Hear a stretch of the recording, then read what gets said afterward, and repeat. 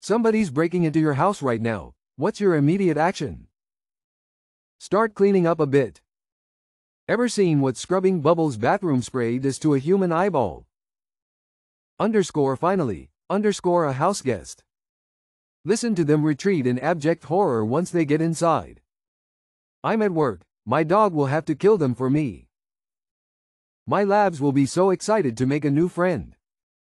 What is a muscular man like you doing in my house? You lost or something, cutie? And he be like, yeah, lost in yo eyes, fool. No, I'm not serious at all. I'd probably get smacked in the head with, insert melee weapon, if I actually said that.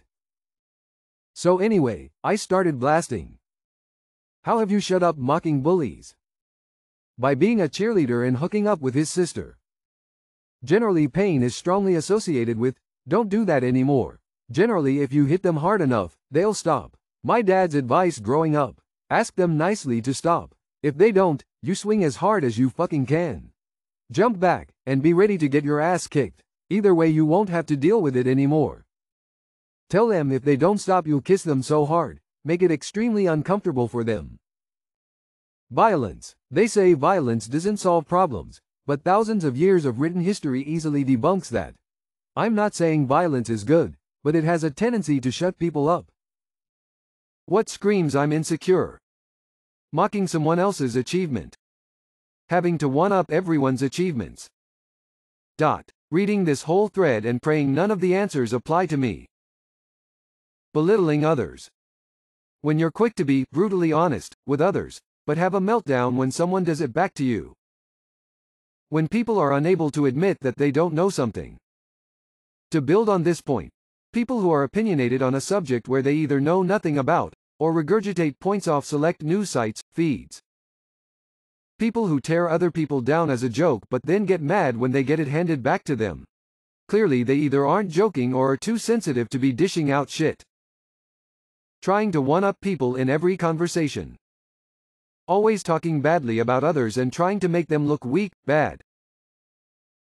Constantly having to post how amazing your relationship is. What food have you tried liking but just can't? Black licorice. I've accepted my DNA, just can't stand the stuff.